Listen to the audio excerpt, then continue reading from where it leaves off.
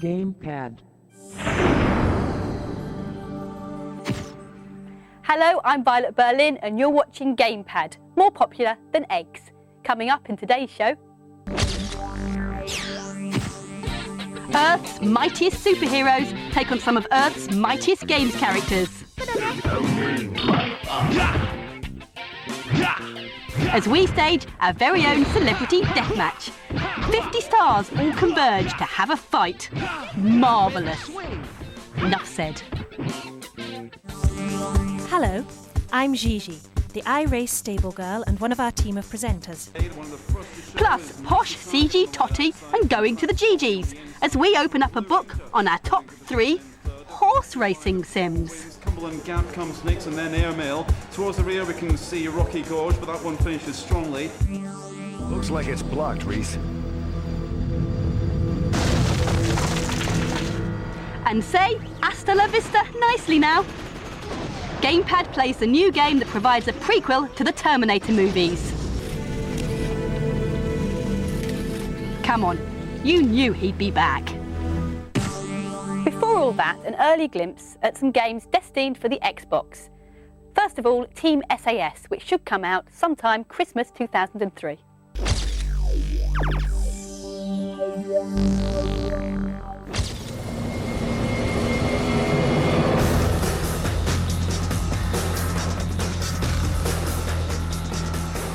Rustling foliage lit by shafts of sunlight. A cigarette to ease the tension.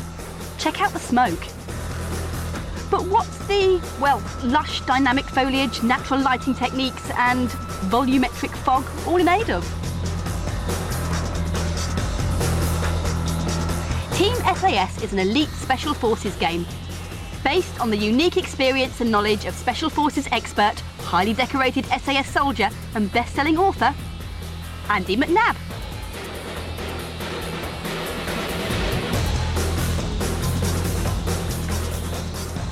You'll be able to play the entire campaign alone or in cooperation with 4 other players. Either way, it entails taking on any role in the team and working with the rest of the squad to devise new and deadly tactics.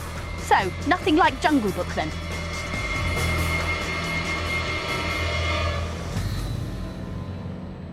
A very long way away from the jungle, Rolling is another game currently being developed by Scouse House Rage. But why did they think the world needed another tricksy skating game?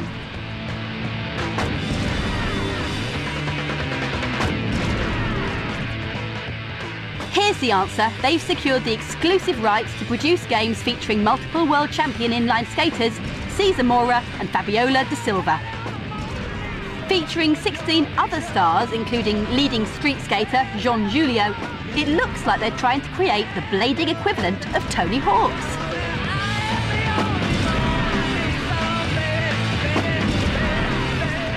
Rolling will cover the main disciplines of aggressive inline, street and vert.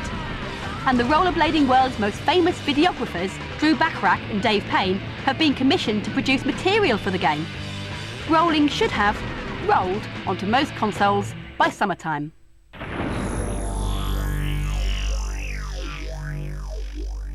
Apparently, what the world needs more of are orcs, ogres, elves and paladins. I mean, why else would software companies continually churn out more role-playing games for the PC? I sound like I'm down on the genre. I'm not actually. And one that's recently caught my eye is Divine Divinity.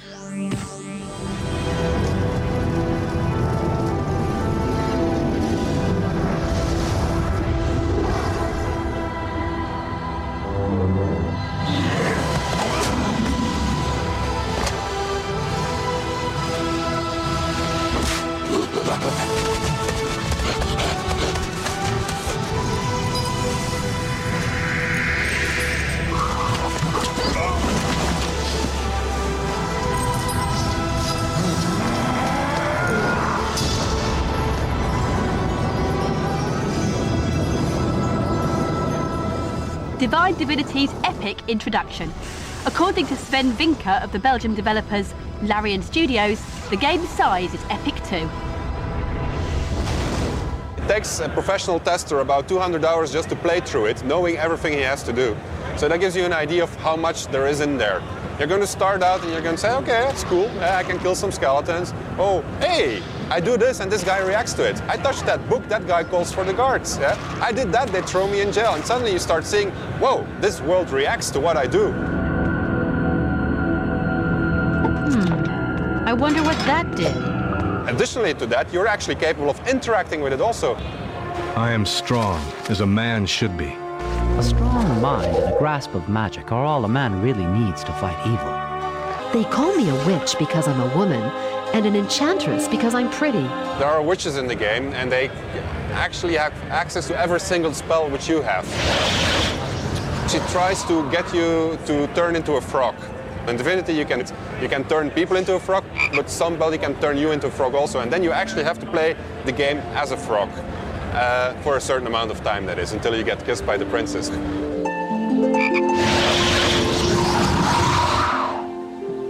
One of the things which wasn't planned, which came into the game, was necro shifting, jumping into a dead guy's body and walking around with it. What happened was my dog ran off after a rabbit, and he came back with it, and the rabbit was like in his mouth, and he dropped it, very proud of it. And my girlfriend was like screaming, it's still moving, it's still moving. But that's how most of the stuff got in. You see something somewhere and you just say, that's cool, let's nick it, let's put it in the game. When we started making it, we actually really made it because we wanted to play something like this. And it's the culmination of about 20 people, hardcore and softcore role-playing fans, putting everything which they liked and other RPGs together in one game. What it's resulted into is a very unique gaming style, but because of the fact there's so much in it, you can keep on exploring and you get dragged in deeper and deeper and deeper. Ah, my friend, you're awake at last.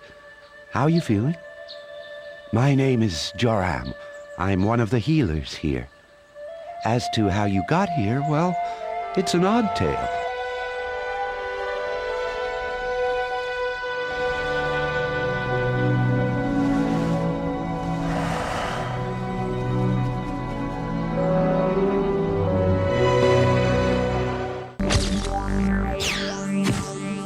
One game that kids always play in the playground is which superhero would win in a fight.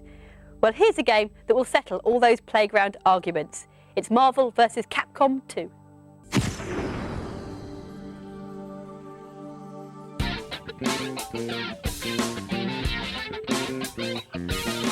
The really big hitters on the fight game scene contain the lovely rounded 3D figures and arenas of Virtua Fighter and Tekken.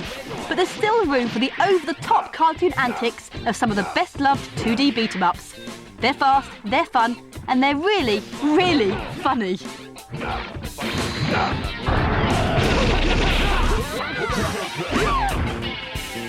In Marvel vs. Capcom 2, you get to pick a group of 3 fighters in the tag team style.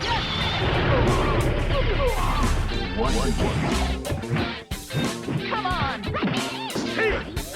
There are over 50 fighters in all, with 24 initially available and the rest unlockable as you play. Capcom's contribution includes a lot of the characters from Street Fighter, Strider, Mega Man and his evil adversary Tron, and even Jill Valentine from Resident Evil, who can pop in and restore her teammates' energy.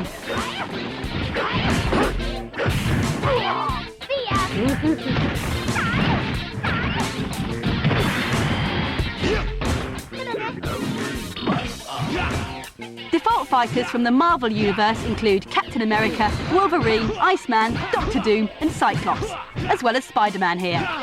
Web swing! Web ball! Web ball! Hey! Your turn! Come on! Utter lunacy. As the combat tends towards the offense rather than defense, each character can take it as well as they dish it out, which leads to lengthy and increasingly ridiculous battles, especially against a human opponent.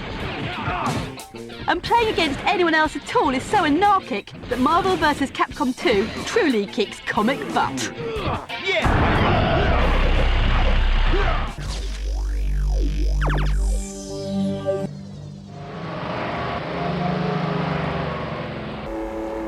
We need to maintain altitude at 150 feet and the speed of 180 knots. Boy coming up. Get ready to drop the bomb. Steady. Maintain proper speed and altitude. Thank you, Flight Instructor Man. Dropping bouncing bombs in the first computer game to faithfully recreate the ingenuity of the 617 Squadron. Bombs away. Better known as the Dam Busters. Bomb gone. But they didn't just drop